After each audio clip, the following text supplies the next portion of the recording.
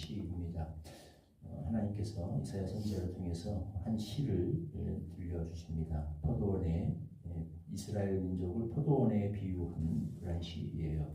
이것 통해서 하나님께서 이스라엘에게 무엇을 원하셨는가라는 것을 말씀하시고 이스라엘이 어떻게 그 기대에 부응하지 못했는가를 말씀하십니다. 그래서 그들에게 닥칠 이제 혹독한 징계와 심판에 대해서 말씀하십니다. 포도원, 하나님은 농부로 비유가 되고 이스라엘은 포도원으로 비유가 됩니다. 이스라엘을 여러 가지 비유를 통해서 하나님이 성경에서 말씀하시는데 특별히 그 중에 자주 등장하는 비유 가운데 하나가 특별히 이 포도원입니다.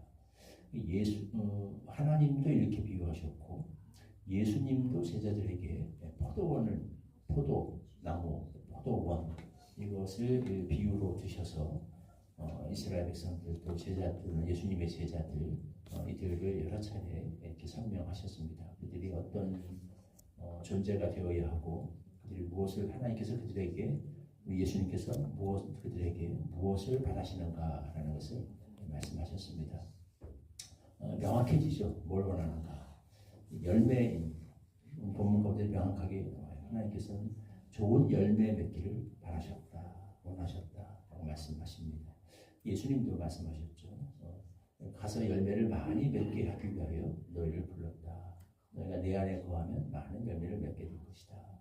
말씀하셨습니다. 과일 중에서도 특별히 포도는 뭐랄까요? 이렇게 딱 봐도 열매의 어떤 풍성함이 좀 느껴지는 그런 과일이라고 우리가 말할까요? 그래서 특별히 포도를 이렇게 말씀하셨던 것 같아요. 그러니까 열매를 맺혀도 포도를 보면 왠지 우리가 그런 표현이 딱 떠오르죠. 주렁주렁 열렸다. 포도가 주렁 뭔가 되게 풍성하고 탐스러운 그 열매 중에서도 특별히 좀 열매스러운 굳이 말을 하자면 그런 느낌이 듭니다. 하나님께서는 그걸 간절히 바라고 원하셨다라고 하는 거죠. 특별히 히브리인들에게 있어서 포도는 특별한 열매이기도 합니다. 과일 중에서도 매우 그 기쁨을 주는 왜냐하면 이 포도에서 나오는 포도즙이 식수를 대용해서 쓸 수 있었기 때문에 단순히 그 맛있기 위해서 맛 좋으라고 우리가 흔히 말하는 후식으로 먹는 그런 용도가 아니라 정말 이들의 생명과도 직결되는 포도는 매우 중요한 그런 과일이었기 때문에 더 아마 적절한 비유가 아니었을까. 그런 어떤 기쁨이 되는 하나님과 사람에게 기쁨이 되는 열매가 되어라. 이게 하나님께서 이스라엘 백성들에게 바라셨던 한 가지 거죠. 근데 결국 이스라엘은 거기에 실패했어요. 그래서 이스라엘은 결국 징계를 받게 되고 망하게 될 겁니다. 나라도 망하고 성전이 무너져가지고 혹독한 하나님의 징계의 회초리를 받게 되는 거죠. 되게 충격적이죠. 왜냐하면 이스라엘 백성들은 마지막 순간까지도 자신들이 이렇게 하나님의 기대에 빗나갔다라는 것을 인식하지 못합니다. 우리가 성경을 항상 보면 선지서를 보면 뭐 신약도 구약, 신구약이 다 똑같아요. 어느 시대를 보고도 하나님은 지금 이렇게 깊은 슬픔에 빠져 계시고 어떻게 보면 깊은 분노에 하나님의 분노가 진노가 차오르고 계시는데 그걸 여러 차례 선지자들을 통해서 보내십니다. 경고하셔요. 나중에 예수님이 직접 오셔서 말씀하셔요. 근데 이스라엘은 이걸 인지하지 못한다는 거죠. 이게 참 아이러니죠. 오늘 본문에도 보면 하나님이 갑자기 어느 날 갑자기 이렇게 막 한 거 아니거든요. 굉장히 오랫동안 참으시고 기다려주시고 최선을 다했다는 게 나타납니다. 하나님이 이렇게 얘기하죠. 나와 내 포도원 사이에 판단하라. 3, 4절에 보면 내가 내 포도원을 위하여 행한 것 외에 무엇을 더할 것이 있으랴. 내가 좋은 포도 맺기를 기다렸거늘. 이렇게 얘기합니다. 하나님이 하소연을 하는 거죠. 내가 도대체 뭘 얼마나 더 했어야 됐냐. 내가 얼마나 더 참아야 됐냐. 하나님은 최선을 다하셨어요. 할 수 있는 모든 걸 다 하셨고 기다려주셨고 계속 선지자들을 통해서 경고하셨고 그런데도 이들을 인지하지 못했어요. 자신들이 잘하고 있다고 생각했어요. 그 증거가 보면 늘 하나님의 심판이 목전에 다다르는 마지막 순간까지도 이들은 항상 거짓 선지자를 달았죠. 경고하는 심판이 목전에 이르렀다는 것을 경고하는 참 선지자들은 늘 때리고 죽이고 핍박하고 잡아 죽였습니다. 처형시켰어요. 반면에 아무 일 없을 것이다. 하나님 우리를 더 축복하실 것이다. 우리는 승리할 것이다. 절대 예루살렘은 평안할 것이다. 라는 것을 계속 축복과 형통과 안녕을 말하는 거짓 선지자들이 늘 항상 대접을 받고 환영을 받았습니다.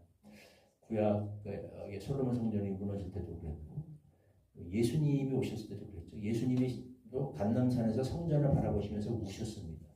예수님도 눈물을 흘리시면서 이 성전의 파괴가 목전에 이르렀는데도 아직도 깨닫지 못하고 그 안에서 시끌벅적하게 이렇게 제사를 드리고 장사를 하고 아무 일 없다는 듯이 그렇게 살아가는 그들을 보면서 눈물을 흘리셨으니까 그 순간까지도 몰랐다는 거죠.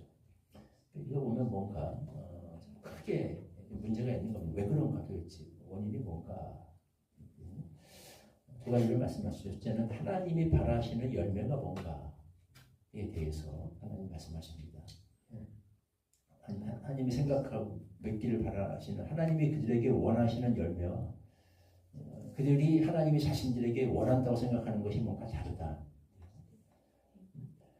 항상 보면 성전에서 많은 제사를 드리고 여러 가지 종교 절기를 지키고 일들을 하고 그래서 자신들이 괜찮다라고 생각했죠. 잘하고 있다고 섬기고 있다라고. 하나님이 늘 그걸 지적하셨습니다. 선지자들을 통해서. 그만해라. 너희가 이런 것 좀 그만했으면 좋겠다. 그 말은 뭐냐면 계속 그걸 하고 있다는 거거든요. 그걸 함으로써 자신들이 잘하고 있다고 생각했다는 거거든요. 온갖 절기를 지키고 제사를 지키고 희생을 드리고 굉장히 다양한 활동들을 했어요. 성전 안에서. 근데 하나님이 그들에게 원하셨던 그 열매라는 게 뭔가. 물론 그런 것도 다 하나님이 명하신 거니까 제사, 희생, 절기 다 지켜야죠. 근데 그건 하나의 그 상징이자 틀인 것이고 그걸 통해서 정말 그들이 해야 될, 맺어야 될 열매가 뭐냐에 대해서 하나님은 다시 한번 말씀하시죠. 오늘 7절에도 명확히 말씀하십니다. 내가 그들에게 정의를 바란다. 하나님이 그들에게 정의를 바라셨더니 포악을 맺었고 그들에게 공의를 바라셨더니 도리어 부르짖으며 명확히 말씀하십니다. 하나님이 그들에게 말한 것은 정의예요. 공의. 그게 다 사라집니다. 그들은 그 열매를 맺지 못했습니다. 도리어 포악했고 약자들의 부르짖음과 신음소리들만 난무하는 한편으로 성전에서 찬양소리, 희생제사의 연기, 시끌벅적 절기 되게 잘하고 있는 것 같은데 실제 삶 속에서 백성들의 삶 속에서 보면 가진 자들의 포악, 횡포가 만연했고 그 속에서 약자들의 신음소리와 부르짖음이 난무하더라. 하나님이 나중에 예레미야 선지자에게 왜 예루살렘이 멸망하는가에 대해서 말씀해 주시는데 거기도 명확하게 드러납니다. 너희가 가서 하나님이 얘기합니다. 너희가 가서 거리에서 의인 한 사람이 있나 찾아보라. 그렇게 말씀하셔요. 그게 하나님의 예루살렘을 징벌하시는 이유다라고 했습니다. 성전에 얼마나 사람이 많은가로 따지면 그들은 100점이었을 거예요. 늘 시끌벅적했으니까. 근데 하나님은 거기를 가라고 하지 않고 거리를 가라고 했어요. 거리를 가서 진짜 의인이 있는지를 찾아보라. 의를 행하는 사람이 있는지를 찾아보라. 진짜 삶의 현장 속에서 그 예배가 정말 그대로 그들의 희생과 제사와 절기와 이런 것들이 정말 제대로 된 것이었다면 하나님 섬겼다면 거리에서 그들의 삶의 현장 속에서 의인들이 나와요. 그 삶 속에서 공의가 실현이 돼야죠. 하나님은 그 거리를 볼 때 거리에서 한 명도 의인을 찾을 수 없더라. 그게 예루살렘을 하나님이 멸망시키시는 이유라고 명확하게 선지를 통해서 말씀하십니다. 오늘 본문에 되게 나오죠. 하나님이 원하시는 열매가 무엇인가? 원하시는 열매는 삶 속에 드러나는 정의와 공의입니다. 하나님의 사랑이, 하나님의 정의가 그들의 삶 속에서 실제 삶의 현장 속에서 나타나고 실현되기를 하나님 그걸 바라셨다. 그걸 원하셨다. 그걸 위해서 하나님은 모든 일을 다 하셨어요. 힘주어 강조하셨고 선지자로서 가르치셨고 기다려주셨고 하나님은 최선을 다했는데 이들은 끝까지 그걸 무시합니다. 그래서 그냥 성전에서 계속 제사 드리고 절기 지키고 행사하고 모이고 그게 나쁘다는 게 아니라 그걸로 다 한 것, 자신들의 삶을 다 했다고, 종교적 의무를 다 했다고 생각을 합니다. 그들의 정작 삶은 어땠느냐? 보면 보죠. 포학이고 부르짖음이고, 그다음에 뒤에 8절부터 이하 쭉 나오는 거 보면 이들 어떻게 살았냐면 결국 아침에 일어나서 독주를 마시고 밤이 깊도록 포도주에 취하고 가옥에 가옥을 잇고 전투에 전투를 다하여 빈틈이 없게 하고 집을 늘리고 땅을 늘리고 온통 삶 속의 관심은 거기에 가 있어요. 어떻게 하면 집을 더 늘려서 집 사이에 빈틈이 없게 할까? 어떻게 하면 땅을 더 늘릴까? 우리 오늘 말하는 부동산 늘리는 데 관심이 있는 거죠. 온통 거기에다 되어 있고 아침에 일어나도 마시고 저녁에 일어나도 마시고 이렇게 온통 자신들의 삶의 취미와 쾌락과 어떤 이런 것들에 취해 있어서 하나님의 관심이 어디에 있는지를 또 잊어버리고 있는 거죠. 하나님이 무엇을 원하시고 있는지는 관심이 없어요. 이 하나님께 열심히 제사를 드려서 이 하나님을 통해서 자신들이 원하는 것을 어떻게 좀 더 얻어낼 수 있을까? 어떻게 좀 더 내 집을 늘리고 땅을 늘리고 하루하루가 포도주와 독주에 아침부터 저녁까지 취해서 즐겁고 재밌고 여기에 온통 취해서 살아가고 있는 이들의 삶, 이걸 보면서 슬퍼하시는 하나님의 심정이죠. 그걸 선지자를 통해서 노래로 말씀하고 계십니다. 다시 한번 열심히 사는 것보다 열심히 달리는 것보다 중요한 것은 바른 방향에 달려가는 겁니다. 다들 열심히 살아갑니다. 이스라엘도 열심히 살았어요. 맞습니까? 여기도 보면 가옥에 가옥을 잇고 땅에 땅을 잇는 게 그게 쉽게 됩니까? 열심히 해야 이겠죠. 그들도 나름 열심히 뭔가를 했는데 문제는 그들이 열심히 달렸던 그 삶이 하나님의 관심과는 거리가 먼 삶이었습니다. 나름 열심히 제사 드렸고 절기 때마다 모였고 가옥에 가옥을 늘렸고 땅에 땅을 붙였고 나름대로 열심히 달려갔는데 문제는 그게 하나님의 관심과 전혀 상관없는 삶이었다는 거. 그게 문제였습니다. 항상 열심히 사는 것도 되게 중요한데 필요한 것인데 그보다 중요한 것은 과연 우리가 열심히 매진하고 달려가는 그 방향이 하나님이 원하시는 그 방향과 일치하는가? 하나님이 맺기 원하시는 그 열매, 하나님의 관심 갖고 계시는 그 내 삶의 영역, 그 방향 속에서 우리가 거기를 향해 달려가고 노력하는가? 좀 더 힘써서 점검하고 살펴야 될 부분은 거기에 있다.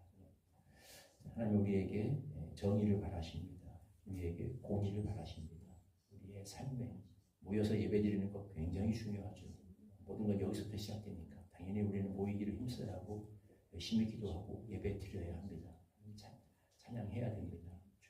중요한 그거 못지않게 중요한 것은 그 예배가 진짜라면 그것이 우리의 삶 속에서 공의와 정의로 사랑으로 인내로 온유로 하나님의 거룩으로 실현되고 나타나야 된다.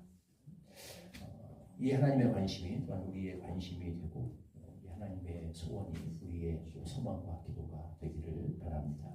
7절 말씀 같이 읽겠습니다. 시작. 무릇 만군의 여호와의 포도원은 이스라엘 족속이요 그가 기뻐하시는 나무는 유다 사람들이라. 그들에게 평안을 바라셨더니 도리어 포악이요 그들에게 공의를 바라셨더니 도리어 부르짖음이었도다. 하나님,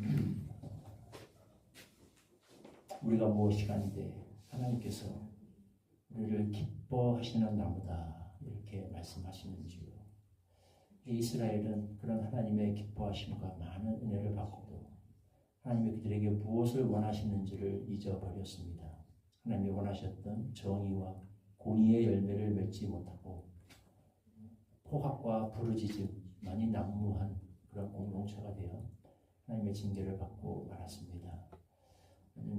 우리에게 이런 불행한 일이 똑같이 반복되지 않게 하여 주시옵소서.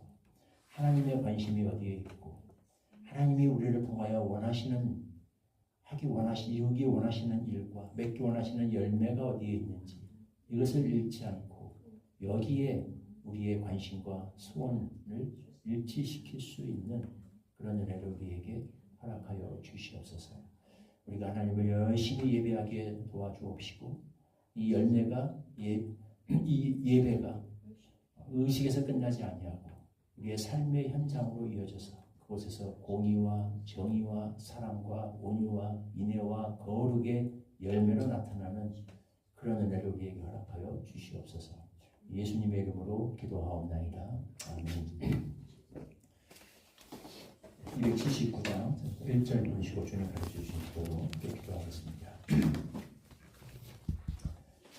인내하신 곳에